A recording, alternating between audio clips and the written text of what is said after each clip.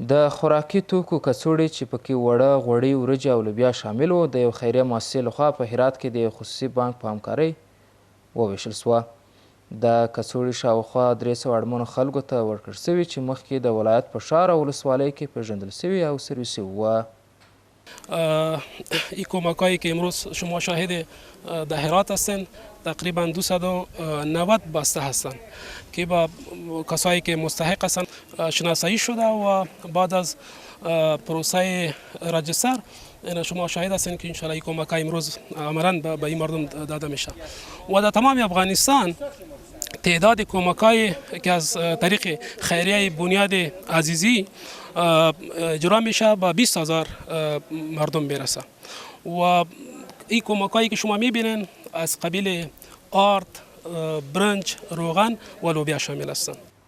د مسئولان دا هم وایي چې د روژې د مبارکې میاشتې په مناسبت د هیواد په ټولو ولایتونو کې د 100,000 خوراکي کڅوړو د ویشلو پروسه پیل کړې ده.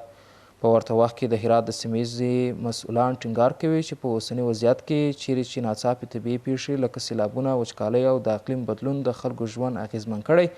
د دې ډول مرستو اړتیا شتون لري. د یادونې وړ ده چې ډیری خیریه بنسټونه او خیریه اشخاص د روژې په مبارکې میاشت کې خپلې نقدي او غیر نقدي مرستې اړمنو کورنیو ته ویشي.